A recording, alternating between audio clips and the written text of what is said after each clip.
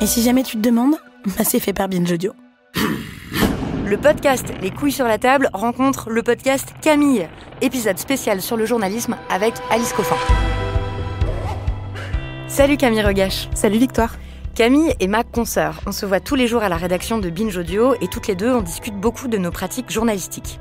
Et toutes les deux, on a adoré lire Le génie lesbien. C'est un essai d'Alice Coffin qui parle certes des lesbiennes, mais qui est surtout un grand essai sur le journalisme. Alice Coffin est donc journaliste et militante lesbienne. Elle a travaillé 10 ans au sein de la rédaction du journal 20 minutes. Elle est membre du collectif d'activistes La Barbe, qui dénonce avec beaucoup de joie, d'humour et de courage l'entre-soi masculin dans toutes sortes d'instances de pouvoir. Et elle a cofondé l'AJL, l'association des journalistes LGBTI. Et puis depuis juin 2020, elle est conseillère de Paris. Dans Le génie lesbien, elle repense de fond en comble les bases du métier, cette obligation à la neutralité et à l'objectivité par exemple. Et elle pose la question suivante. Qui, aujourd'hui, a le droit et la possibilité de raconter l'actualité ? Alors on s'est dit qu'on allait interviewer ensemble l'autrice de ce livre, tant ce qu'elle pointe et dénonce nous concerne.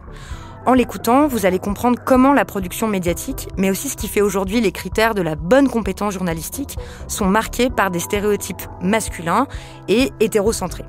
Pourquoi tant de réticences dans beaucoup de rédactions de médias aujourd'hui à aborder par exemple frontalement les questions de genre et d'homosexualité ? Si le journalisme est en apparence un secteur paritaire, puisque la moitié des détentrices de la carte de presse sont des femmes, c'est comme partout dans la société, dans tous les secteurs. Les femmes y sont, sauf exception, moins bien payées, à des postes plus précaires, moins prestigieux. Et puis, plus vous montez dans les échelons hiérarchiques, et plus il y a d'hommes. Chefs de service, rédacteurs en chef, directeurs de la publication, sans parler des propriétaires des médias. Alors comme ce métier est mal connu dans son fonctionnement concret quotidien, on a commencé par demander à Alice Coffin, qui a aussi enseigné le journalisme, un petit exercice pédagogique.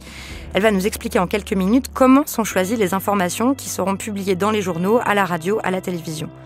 En fonction de quels critères est-ce qu'on choisit de traiter, c'est le mot qu'on utilise, ou non, une info ? Alors, il y a plusieurs biais par lesquels un pan de la réalité, du réel, va devenir labellisé comme information. Il se passe sur la planète des milliards de choses à chaque minute. Qu'est-ce que les journalistes vont repérer dans tout ce qui se passe autour de nous pour dire « Ah, ça, je vais faire en sorte que ce petit bout du réel-là, cet événement qui a surgi à tel endroit, devienne une information parce que j'en parle dans mon journal, dans mon émission. » Donc pour ça, il y a plusieurs méthodes. Malheureusement, je crois si je devais penser à la première, c'est de savoir est-ce que d'autres en ont parlé ? C'est-à-dire, est-ce que d'autres médias ont déjà parlé de cette info-là et qu'on a plus tendance, en tant que journaliste, moi j'entendais beaucoup plus dans la rédaction la phrase « est-ce qu'on l'a ?» qui était une phrase très typique de journaliste, qui veut dire « est-ce qu'on n'a pas loupé une info ?» Et on réfléchit plus à « est-ce qu'on a l'info ? Est-ce qu'on a, c'est-à-dire cette information que d'autres ont déjà donnée ailleurs, est-ce que nous on l'a prise en compte ou pas encore ? Ou est-ce qu'il faut nommer, c'est comme ça que ça se passe après, une journaliste de la rédaction pour s'en occuper et écrire l'article en question. Donc ça, c'est les informations où on s'inspire d'autres choses. Et c'est d'ailleurs, moi, un des exercices auxquels j'ai été aussi confrontée quand j'étais en école de journalisme ou quand je faisais la période en spécialité télé. Le matin, on se réunissait autour des pages du Parisien, par exemple, pour dire ça a été traité comme sujet, on va les illustrer. Et encore une fois, ce qui vaut comme info, c'est ce que les autres en disent. Dans beaucoup de rédactions, ça peut être ce que l'AFP, l'agence France Presse, qui est une agence média. Moi, je suis frappée par le fait que ça soit encore très peu connu. J'ai enseigné aussi le journalisme à des gens qui n'avaient pas vocation à devenir journalistes, mais par exemple à travailler dans les métiers d'attaché parlementaire, de gouvernance, et eux-mêmes ne connaissaient pas du tout, alors que ça a un rôle si central. Quand on est journaliste, on connaît par cœur ce qu'est l'AFP, la façon dont ça fonctionne. Pour expliquer comment ça se passe très concrètement, on a accès, quand on est journaliste dans des grosses rédactions, au fil de l'AFP, mais donc il y a une dépêche toutes les minutes quasiment. Et puis il y a des dépêches qui ressortent plus fort que d'autres, il y a des dépêches urgentes, il y en a qui sont prioritaires, et c'est en fonction de ça, il y a toujours quelqu'un chargé de vérifier le fil des dépêches AFP. Tout à fait. Et sachant que l'AFP a des journalistes aussi qui font un travail, on a toujours l'impression aussi de penser ça comme une agence comme ça, mais qui font aussi, pour certains, un travail absolument remarquable et de fond. Ce n'est pas seulement que de la production d'infos institutionnelles. Puis, la deuxième chose peut-être qui est importante de préciser aussi pour savoir comment s'est fabriquée l'information, c'est que c'est pas un journaliste tout seul dans son coin qui va décider que il va écrire son article et ça va être publié dans le journal. Ça passe par un système hiérarchique assez fort. Ça passe par des systèmes hiérarchiques très forts et ça, on le sait d'autant plus quand on est, comme moi je l'ai été, une journaliste qui s'intéresse à des sujets, je pense aux problématiques féministes, aux problématiques liées aux minorités, qui ne sont pas privilégiées par les rédactions. Et c'est moi, mais c'est d'autres, parce que j'enquête beaucoup sur ces sujets-là et je continue à beaucoup en discuter avec l'ensemble des journalistes sur leur travail dans les rédactions de taille moyenne, grande, petite. Et pour beaucoup, quand on s'intéresse à certains sujets, c'est un combat. C'est un combat d'amener un sujet jusqu'au bout, jusqu'à sa publication, parce qu'on va avoir un ensemble de verrous qui vont se mettre en place. Parce que qu'est-ce que ça veut dire concrètement pour une hiérarchie de dire oui à ou une journaliste qui propose un sujet? Ça veut dire le mobiliser pendant un certain temps.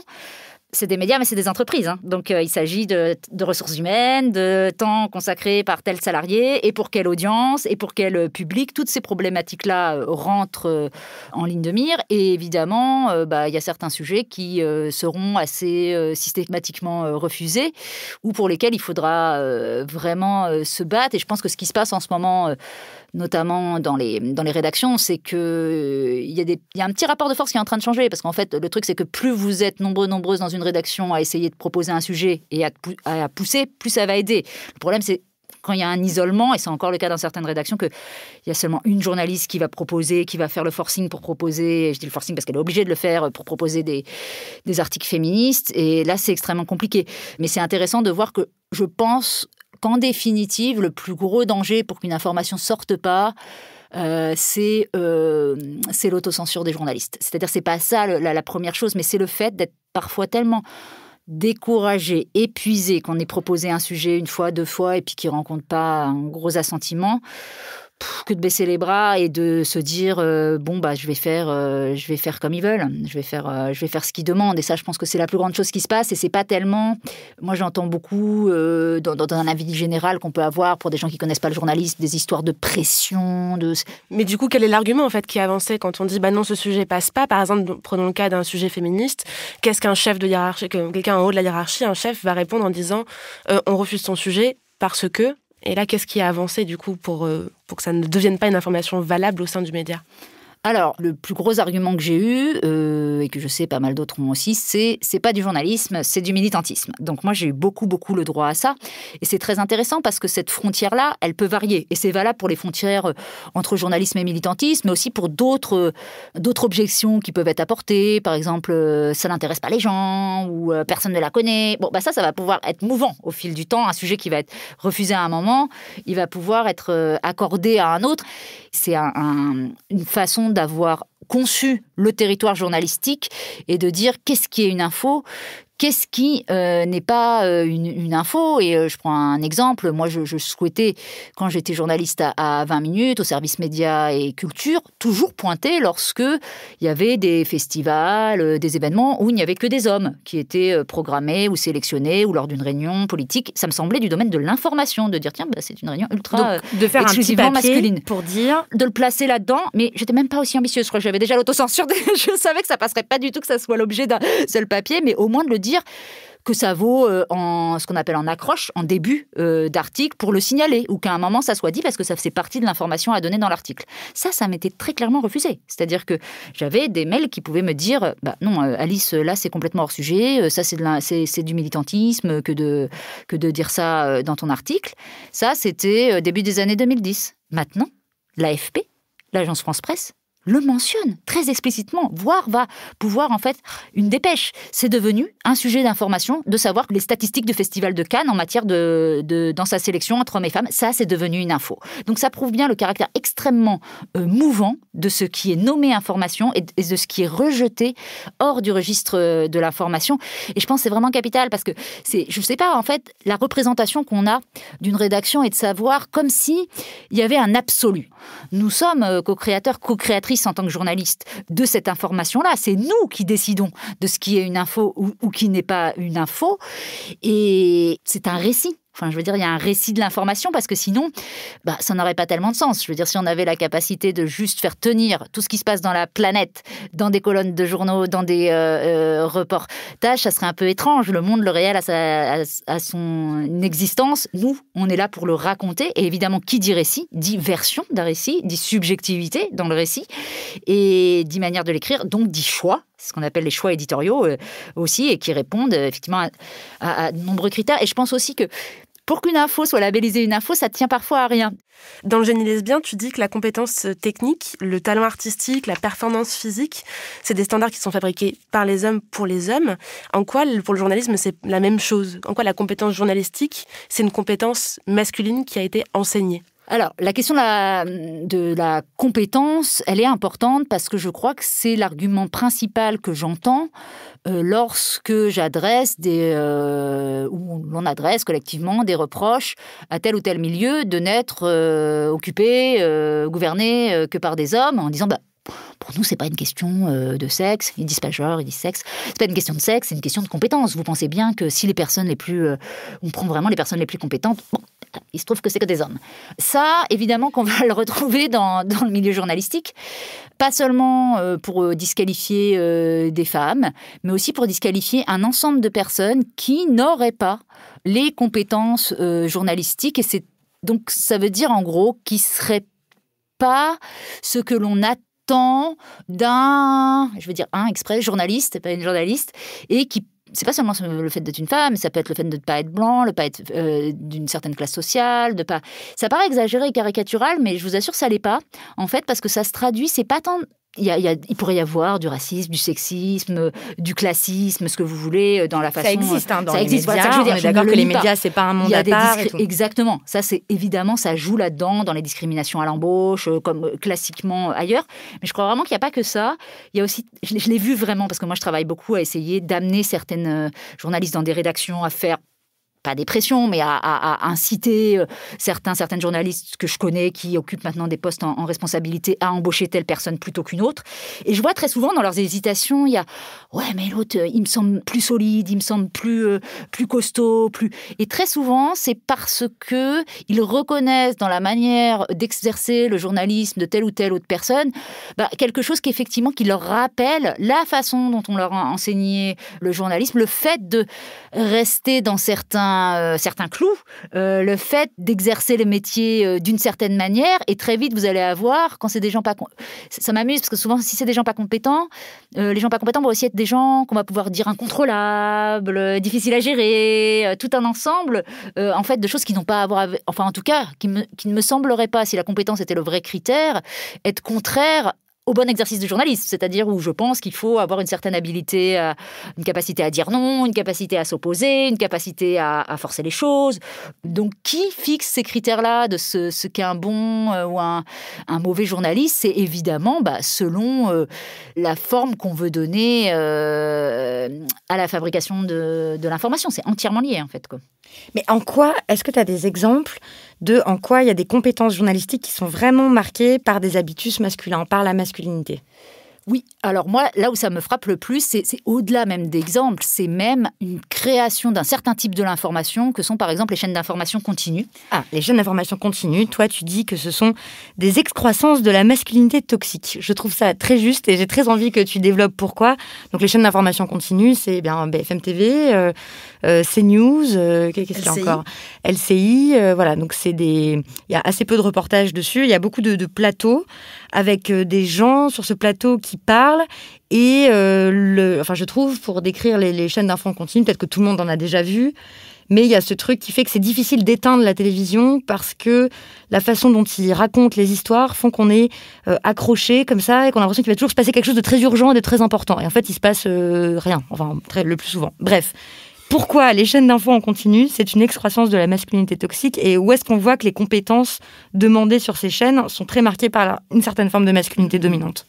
Bon, les chaînes d'information en continu, de BFM à CNews, c'est très important, parce que là aussi, pour raconter, si vous êtes dans une rédaction, la plupart des rédactions, moi c'était le cas à 20 minutes, il y a BFM qui est allumé en permanence, une chaîne d'info continue qui est allumée, c'est ça, je parlais de l'AFP ou du Parisien qui peuvent donner le ton, mais maintenant, ces dernières années, c'est aussi vraiment les chaînes d'infos continues qui donnent le ton de ce que les autres vont aussi raconter. Donc on parle de quelque chose de fondamental dans la façon dont se construit l'information en France.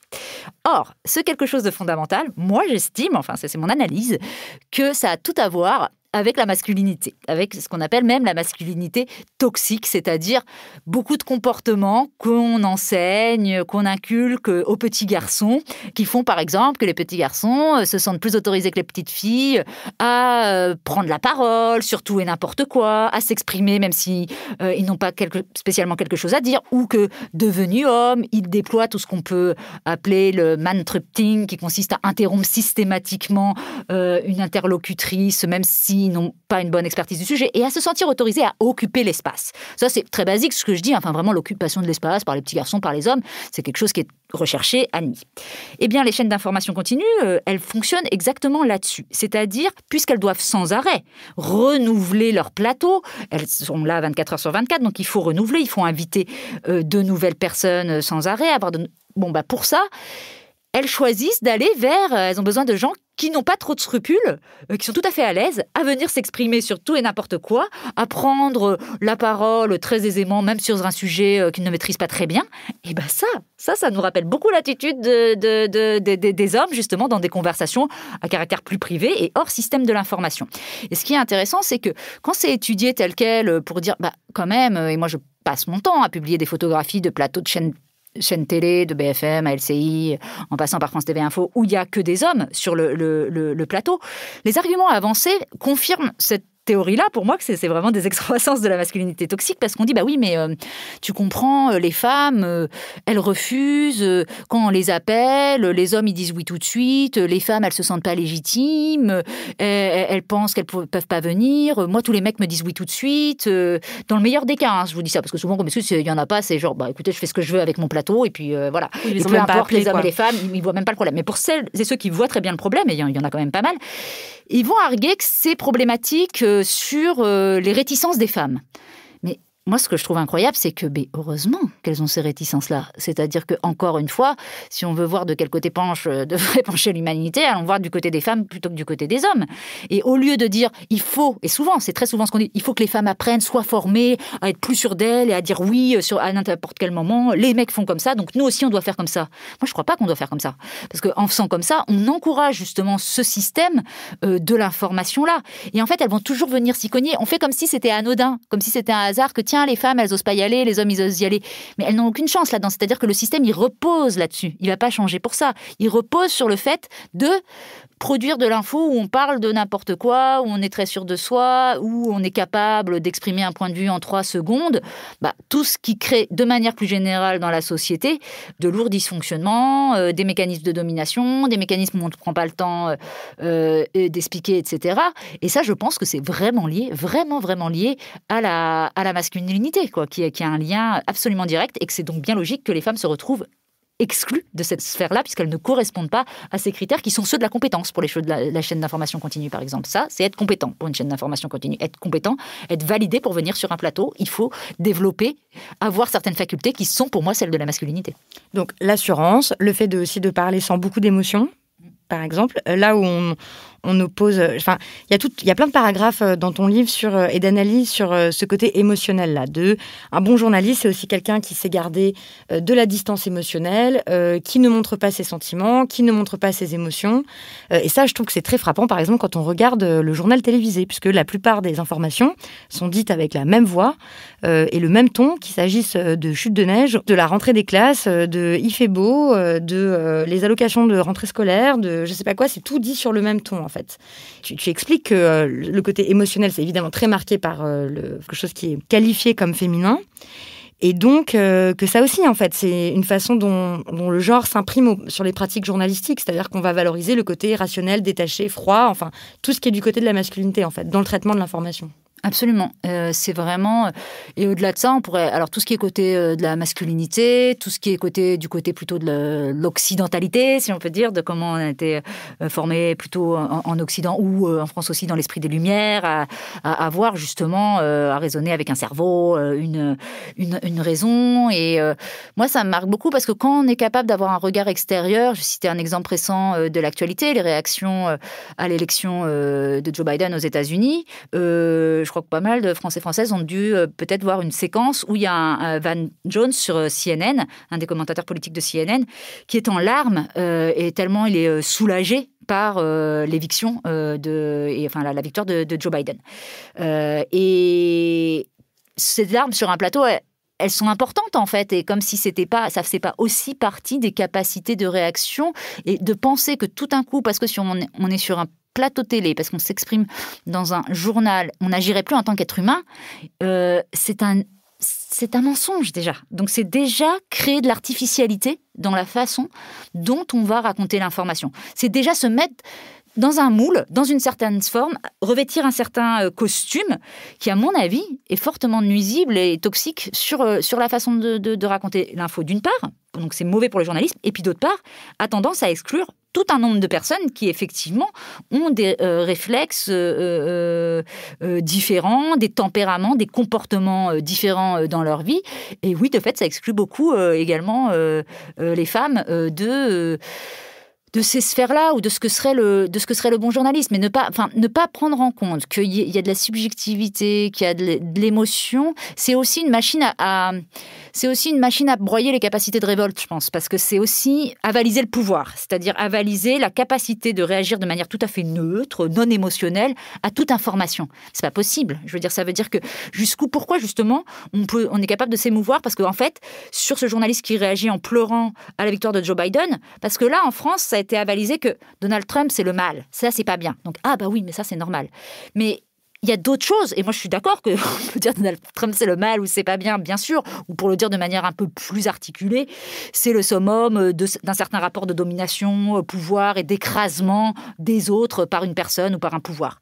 Mais ça, ce mécanisme d'écrasement des autres par une personne ou par un pouvoir, mais tous les jours, ça arrive en France. Tous les jours, en fait, dans les journaux télévisés, on nous raconte aussi certaines prises de position de chefs d'entreprise, de certains ministres du gouvernement, de certains qui demanderaient à avoir une réaction bien plus virulente, empathique, en colère.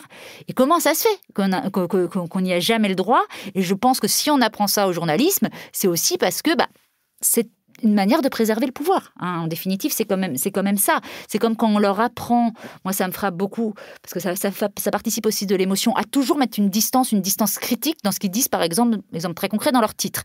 Par exemple, si vous avez un événement raciste, sexiste qui survient, ils vont pas dire attaque raciste, attaque sexiste, ils vont dire attaque jugée raciste ou attaque sexiste selon les réseaux sociaux ou selon telle association. Taxé de sexisme. C'est sans arrêt. C'est vraiment des mots qui reviennent assez systématiquement.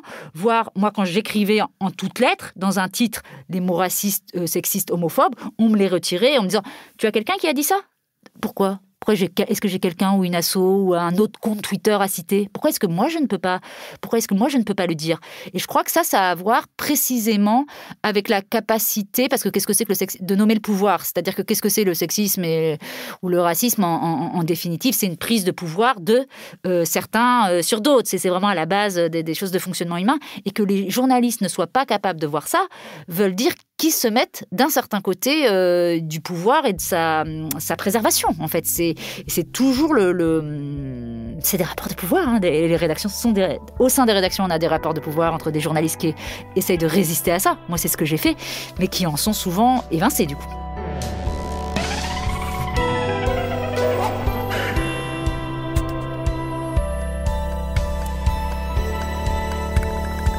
Alors, la question de la neutralité, moi, elle m'intéresse depuis très longtemps parce que je pense qu'elle est au cœur de beaucoup de problématiques qui ne concernent pas que le champ journalistique, qu'on va voir à l'université, qu'on va voir dans le milieu politique, mais qui sont très intéressantes en journalisme parce que ça combine deux choses. Il y a l'histoire de la neutralité et il y a l'histoire de l'objectivité. Et ça rend compte deux choses. Et je pense, même pour l'ensemble de la population, mais aussi pour ce qu'on peut nous enseigner en école de journalisme et autres, ça paraît très spontané, on va dire, un journaliste doit être objectif. Ça paraît aller de soi, en fait, comme si on faisait une équivalence. Au moins neutre. Ou neutre, voilà.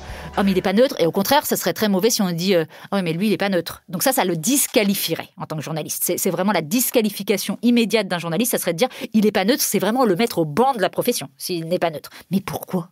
Qu'est-ce que c'est que cette histoire de il n'est pas neutre, elle n'est pas neutre?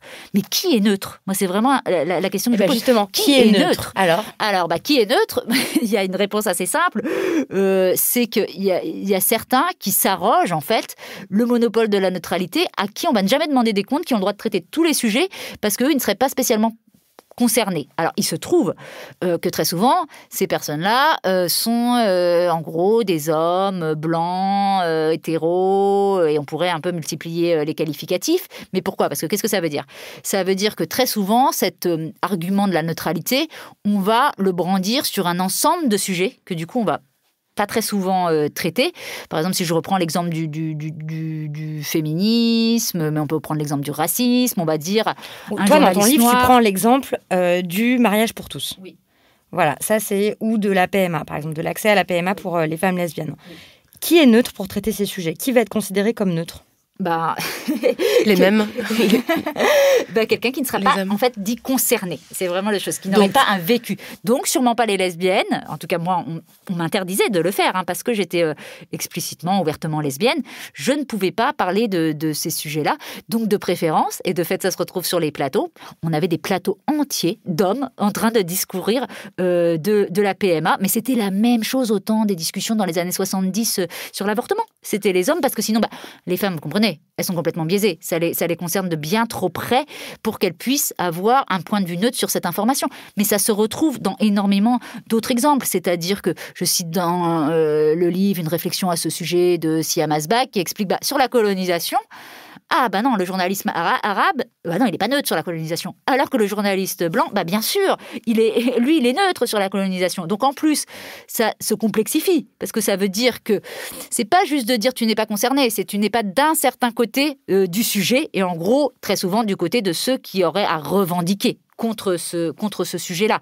Donc c'est vraiment, moi je trouve que l'argument de la neutralité, il est terrible, et il est terriblement compliqué à déconstruire parce qu'encore une fois, ça paraît aller de soi. Et c'est ça qui m'intéresse aussi à expliquer, peut-être essayer d'expliquer, parce que je comprends qu'on puisse se dire, que ça puisse aller de soi, se dire oui, mais attention, quand tu es journaliste, c'est quand même normal de ne pas vouloir influencer une personne ou de ne pas vouloir de traiter ton sujet bien. Je comprends que les lecteurs et les lectrices puissent plutôt avoir ça comme avis spontané. Et là, je pense qu'il y a une confusion, en fait. C'est-à-dire que, bien sûr, que quand on est journaliste, moi, ça ne m'empêche pas, ce n'est pas parce que je peux être concernée par un sujet, et plutôt, du coup, moi, je trouve bien mieux le connaître et avoir des sources et un carnet d'adresses, parce que quand on parle de la PMA, ça m'intéresse particulièrement, mais du coup, je l'ai étudié depuis très longtemps, donc je vais avoir les très bonnes infos à donner, justement, à mon lectorat. Je vais, au contraire, être bien mieux informée que quelqu'un de pas concerné. En revanche, ça ne veut pas du tout dire que je ne vais pas faire extrêmement attention à ce que j'écris, vérifier mes informations et ne pas... Je crois qu'il y a une confusion entre neutralité et objectivité et le fait de ne pas raconter n'importe quoi et de ne pas inventer des informations. Et il y a une confusion, en fait, aussi entre les différents types de journalistes. Parce que bien sûr que oui, qu'il y a des différences entre écrire un éditorial, là où on va prendre un temps engagé, faire un reportage, faire une enquête, tout ça peut se décliner. Mais je ne crois pas que mettre au cœur de notre métier cette question de la neutralité et de l'objectivité fait avancer les choses. Ça fait déjà du moins bon journalisme, probablement. Enfin, c'est ce que tu dis. Et puis, ça prive, en fait, ça nous prive de tout un tas de réflexions qui pourraient nous amener à faire des papiers, des enquêtes, des podcasts et tout ça plus riche, en fait. D'assumer et juste de réfléchir à quelle est notre position par rapport à tel ou tel sujet. Ou comment est-ce que on peut être biaisé par rapport à tel ou tel sujet. Par exemple, c'est vrai que j'imagine que plein de journalistes hétérosexuels qui couvraient la manif... le mariage pour tous ou la manif pour tous et tout, ils faisaient comme s'ils n'étaient pas concernés, en fait, du tout par ça. Alors qu'en fait, pour tous les sujets, tout le monde est concerné. Mais bien sûr, tout le monde est concerné à un point de vue sur tel sujet. C'est-à-dire ne se situe pas à tel ou tel point de vue. Mais il y a certains points de vue qu'on va exclure et pas d'autres. Et pourquoi c'est très dangereux, cette question de la neutralité ? C'est très dangereux comme tous les mythes, comme tout ce qui n'existe pas. Parce que du coup, c'est super compliqué à déconstruire. Or, ça n'existe pas. Cette histoire de neutralité, elle a été complètement inventée. Je veux dire, il n'y a pas de personne neutre par rapport à un sujet. On est tous des êtres humains et tout ça. Il faut toujours beaucoup réfléchir dans ces cas-là. Quand il y a quelque chose qui sent le bobard comme ça et à se dire, en fait, ça n'existe pas, qu'est-ce que ça vient cacher alors ? Alors pourquoi ça semble si important ? Pourquoi on a mis ça au cœur ? Et ma réponse, ça serait évidemment pour des questions de territoire et d'évincer certaines personnes du métier et de faire en sorte que seuls certains soient habilités à raconter l'ensemble des récits, à raconter le monde tel que eux le voient.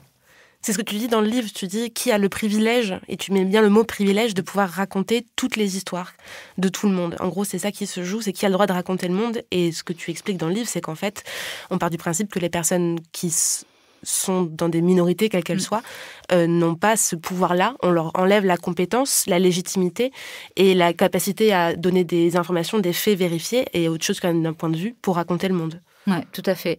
Alors que vraiment, mais là, c'est important de le préciser, je crois qu'au contraire, on n'est pas plus attentif aux fondamentaux du journalisme, qui pour moi ne sont pas les histoires de neutralité, mais sont les histoires de vérifier l'information, de parler avec beaucoup de personnes, de faire attention à ce que mon article soit écrit correctement pour qu'il soit facilement lu. C'est ça, il y a des facultés pour être journaliste. On est d'accord, ça ne veut pas dire qu'il n'y a pas de compétences nécessaires. Il y a plein de compétences à avoir.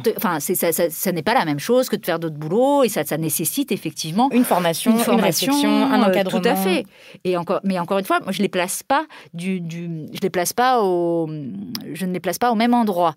Et je crois qu'au contraire, ces nécessités-là, ces facultés-là qui sont si importantes, je n'y fais jamais autant attention que quand je vais parler d'un sujet qui me concerne. C'est-à-dire parce que je sais, et je vous assure que tous les journalistes qui sont concernés, s'ils vont étudier un truc, ils vont être d'autant plus vigilants parce qu'ils savent qu'on va pouvoir leur faire le reproche, en fait, de cette histoire de ne pas être neutre. Donc, ils vont être encore plus scrupuleux que scrupuleux sur ce qu'ils écrivent quand ils sont concernés par le sujet, quand elles le sont. C'est quelque chose de très humain, en fait. Donc, je crois qu'au contraire, ça offre des garanties sur le b.a.-ba journalistique que de confier souvent ces sujets-là aux personnes concernées. En demandant aux journalistes d'être neutres, ce que tu expliquais tout à l'heure, en fait, on leur demande aussi de ne pas avoir de caractéristiques personnelles, de caractéristiques de leur identité. Tu ne peux pas être une femme, tu ne peux pas être noire, tu ne peux pas être lesbienne, parce que du coup, tu deviens différent et donc du coup, tu deviens non neutre. Les médias, en fait, en faisant ça, en demandant ça à leurs journalistes, ils ont aussi, ça, ce que tu expliques dans le livre, ça a pour conséquence leur incapacité aussi à verbaliser, à décrire le réel, en fait, et à décrire les minorités elles-mêmes et à dire telle personnalité politique n'est pas hétéro, telle personnalité est racisée, donc ça change quelque chose dans son rapport aux autres, à sa position sociale. Ce que tu dis aussi est très fort dans le livre, tu dis que les médias sont ceux qui verrouillent le placard, en fait. Comment est-ce que les médias, en pratique, laissent des personnes dans le placard ou empêchent d'autres personnes d'en sortir ? Ouais, alors cette histoire de verrouiller le placard, ce qui veut dire, le placard, c'est le fait de, quand on dit les homosexuels, les gays, les lesbiennes, qui restent au placard, c'est celles et ceux qui ne révèlent pas publiquement qu'ils sont gays ou qu'elles sont lesbiennes. Donc ça vient d'un terme anglais, le closet, où on dit rester au placard, et à l'inverse, faire son coming out ou sortir du placard, c'est dire publiquement qu'on est gay ou qu'on est lesbienne. Et il se trouve qu'en France, il y a beaucoup de personnalités publiques qui refusent, qui ne disent pas qu'ils sont gays ou qu'elles sont lesbiennes, et qu'il me semble que les journalistes ont une grosse responsabilité là-dedans, à savoir qu'elles verrouillent effectivement les portes de ce placard-là, parce que très souvent, alors il y a des personnalités publiques qui ont personnellement pas envie de le dire pour X ou X raisons. Bon, ça, voilà, on peut en penser. Moi, j'en pense des choses, mais c'est pas le sujet. Et puis il y a les journalistes qui vont renforcer ça. Parce que très souvent, ils s'appliquent eux-mêmes une censure pour ne pas le dire, alors que en face, finalement, ça pourrait tout à fait passer, en fait, qu'on leur a rien demandé de spécial, mais qui pensent que c'est un gros mot, en fait, qu'il faut surtout pas le préciser, pas en parler. Et ça, on le voit dans beaucoup de cas. On le voit dans les cas où c'est des personnalités lesbiennes, par exemple, complètement out, mais ils vont penser qu'il faut pas du tout préciser qu'elles sont lesbiennes, que ça ne vaut pas comme information. Ça m'a frappé, par exemple, l'élection d'une maire femme noire lesbienne à Chicago. Première fois à la mairie de Chicago, Lori Lightfoot, ce n'était pas une info au début. Ce n'est pas une info, il a fallu que d'autres pointent, des militantes ou d'autres journalistes disent « Attention, pourquoi vous ne le précisez pas qu'elle est lesbienne ?» Ça, première chose, en pensant que ça ne fait pas partie de l'information, donc même quand elles sont sorties du placard, on ne le dit pas, on le cache. Cas plus fréquents, des cas où les personnalités n'ont pas vraiment encore dit, ne sont pas tout à fait, et les journalistes vont verrouiller encore plus ce placard. Comment ? Notamment parce qu'ils ont un regard qu'on appelle hétérocentré. Ça veut dire que pour eux, le monde se compose d'hétérosexuels. Et que ça veut dire que, par exemple, quand ils font des interviews avec une personnalité, avec une célébrité, si c'est une femme, ils vont demander « Et les amours, alors, vous avez un compagnon en ce moment, un amoureux, un petit, pas une petite chérie ?» Et ça, c'est super dur, en fait. Alors que d'introduire, ne serait-ce que d'introduire la possibilité d'une question différente, et je vous parle notamment des cas où le journaliste sait très bien que la personnalité publique en face, elle est lesbienne, qu'elle ne l'a pas dit pour l'instant, mais typiquement, elle pourrait peut-être l'amener à le dire en posant sa question de manière juste un peu plus ouverte. Et c'est un exemple infime, mais ça montre à quel point c'est hétérocentré. Et puis, il y a encore d'autres cas où c'est vraiment, il y a des confusions, en fait. Il y a un traitement différent, en gros, entre ce qui relève de la vie privée pour une personnalité hétérosexuelle ou une personnalité gay ou lesbienne.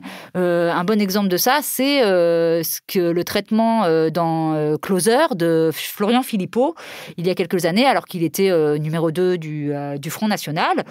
Closer, dans un de ses numéros, a fait un reportage, une paparazzade, comme ils font sur des dizaines de célébrités, des centaines au cours de l'année, et a montré Florian Philippot avec un homme en week-end, avec plein de photos de lui et cet homme-là. Et alors là, la plupart des journalistes français, que ça aille de représentants de l'AFP, du Monde, de l'Obs, bref, se sont élevés en disant scandaleux, atteinte à la vie privée, c'est la fin de tout. Enfin, vraiment, c'était vraiment vu comme une catastrophe. Et tous les semaines, et on peut trouver effectivement que les tabloïds, que la presse people, qui a énormément de choses à redire, ce n'est pas le sujet. Mais tous ces gens-là, et je parle de Christophe Barbier à l'Express, à Belmestre au Monde, enfin vraiment un ensemble de personnes.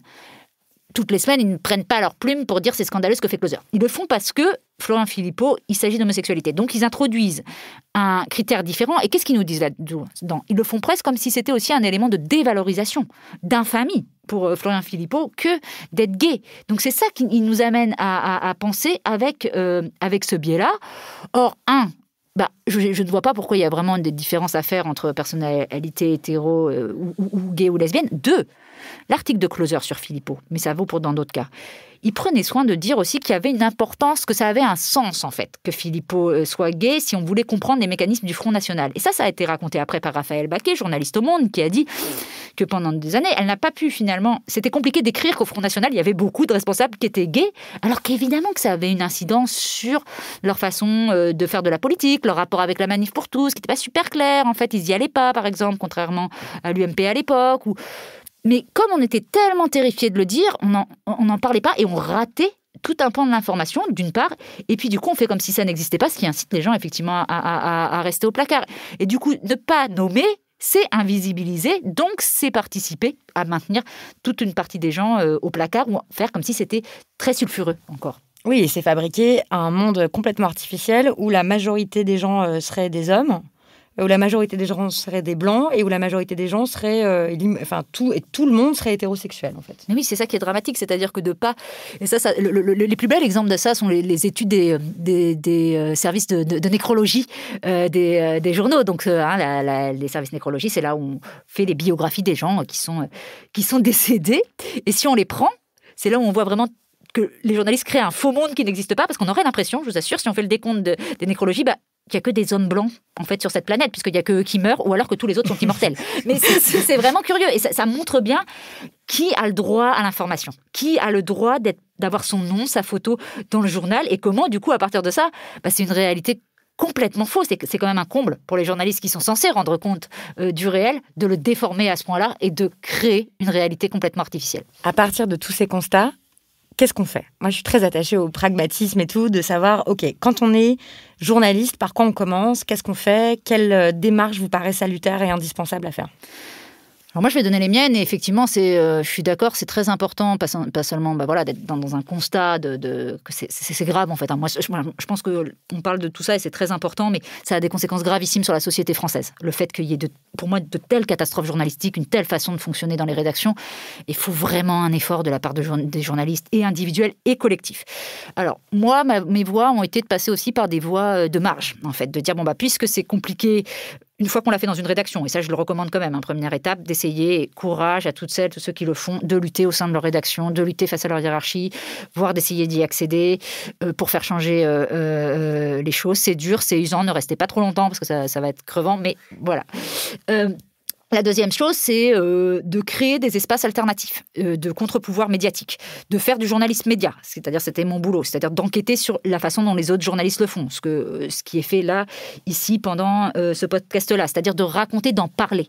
Et en fait, il y a toujours une omerta, en fait, c'est très compliqué pour les journalistes de parler des journalistes, donc du coup, ça fait que on est très peu au courant, et puis moi je le vois par exemple dans mon livre, c'est quand même une grosse partie de mon livre, ce fonctionnement-là, c'est pas du tout ce qui est retenu par exemple dans les articles sur la réception du livre, il y a un gros problème pour en parler, et ça c'est le début de la solution. C'est-à-dire que de toute façon, tant qu'on commence pas à en parler, on va pas pouvoir s'y affronter. Donc c'est déjà vraiment j'espère qu'il y a de plus en plus de gens qui vont faire des articles sur les médias, sur le fonctionnement médiatique. Créer des espaces alternatifs, c'est par exemple ce qu'on a fait en 2013 avec l'association des journalistes LGBT, ou ce que fait par exemple Prenons la Une, ou tout un travail qui est mené aussi sur le décryptage médiatique. C'est ici dans Kif Taras, sur le problème justement de racisme, de biais racistes dans les médias. Il faut, et c'est très intéressant que ça soit fait ou dans les podcasts, ou dans des assos de journalistes à part de rédaction traditionnelle, mais il faut les investir à fond et les jouer à fond, ces espaces-là. Est-ce qu'il y a quelque chose à attendre de la profession elle-même dans son cœur? Il y a eu récemment un conseil qui s'est créé, qui était un conseil de déontologie du journalisme et de médiation, qui pour l'instant, je ne trouve pas encore donne vraiment ses fruits, mais très certainement, il faut réfléchir à des instances, en tout cas, dont le public peut se saisir, c'est-à-dire aussi encourager tout ce qui est de l'ordre de l'interpellation des journalistes par le public, de la possibilité ou par les militants et militantes de remettre en cause, en fait, et c'est bien normal, et d'accepter de l'autre côté qu'on rende des comptes.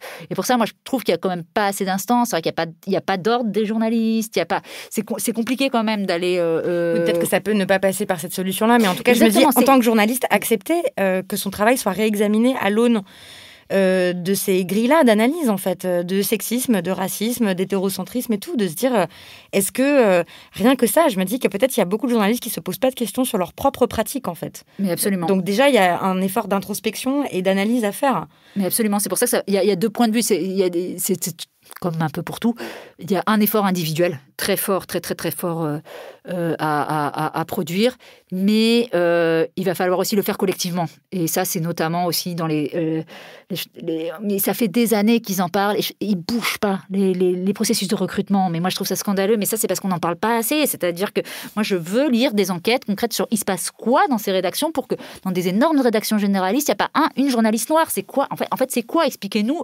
rendez des comptes aussi. C'est-à-dire que le problème du fait que les journalistes ne veulent jamais parler des autres journalistes, c'est que du coup, ils ne rendent jamais de compte. Or, je veux dire, si on observe, si on fait des enquêtes sur la politique, sur les finances, sur le sport, c'est bien parce qu'on veut montrer des dysfonctionnements, et juste d'interviewer des gens, de les faire parler. Je ne vous parle même pas d'une énorme enquête, même si ces enquêtes-là seraient nécessaires sur la vie des rédactions, sur comment s'est produit l'information. Je ne parle même pas de ça. Mais rien que le fait d'appeler quelqu'un, en général, ça veut dire qu'il va se sentir un peu observé en tant que journaliste dans sa façon de faire son boulot et tout ça. Mais très souvent, il n'y a même pas ça. On ne s'appelle même pas entre nous pour savoir, tiens, pourquoi tu l'as traité comme ça, ce sujet-là? Tiens, mais pourquoi tu as une rédaction qui est complètement blanche? Tiens, et ça on devrait s'autoriser à pratiquer ce journalisme-là. Et je crois beaucoup à cette possibilité-là pour faire évoluer les choses. Oui, il y a une question traditionnelle des couilles sur la table que j'aime poser aux invités pour des recommandations qui sont: quelle est l'œuvre d'art que tu souhaites recommander aux auditeuristes, Alice Coffin? Alors, justement, je développe un peu dans le livre que moi, j'ai du mal avec l'art, que je vois aussi comme une espèce d'excroissance de la masculinité. Et c'est pas du tout pour remettre en cause la question, mais c'est super intéressant qu'elle soit posée comme ça.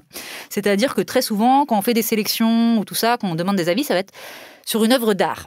Et moi, je me dis toujours, ouais, mais pourquoi pas sur des actions activistes que je considère qui demandent la même création, la même part de tout ça. Et pourquoi on met l'art aussi sur piédestal et tout ça. Mais bon, ceci étant dit, du coup, je vais répondre deux choses. Les actions, effectivement, de la Barbe, qui sont des créations qu'on peut voir sur le site de qui a à voir avec la performance artistique. Et qui sont de la performance artistique. Voilà, c'est pour ça, c'est ça que je veux dire.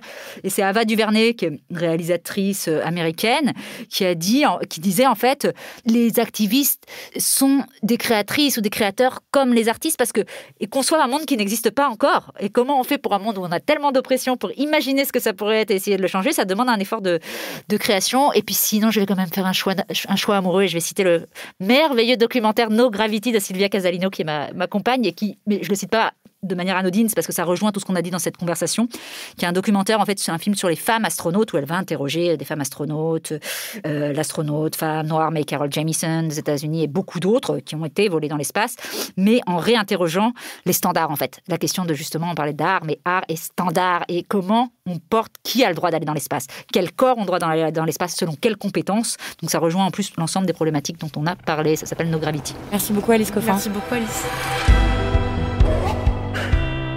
Et moi, je recommande de lire l'essai d'Alice Coffin, Le génie lesbien, qui est, je le répète, un grand essai sur le journalisme, dans lequel, à mon avis, devraient d'urgence se plonger tous les rédacteurs, rédactrices en chef, journalistes, chroniqueurs, éditorialistes et étudiants en journalisme. Je recommande aussi l'écoute du podcast Camille, formidablement bien pensé et monté par les mêmes personnes avec qui j'ai travaillé à cet épisode, c'est-à-dire Camille Regache à la rédaction, Solène Moulin à la réalisation. C'était un crossover entre Camille et Les Couilles sur la table, qui sont tous deux des podcasts de Binge Audio.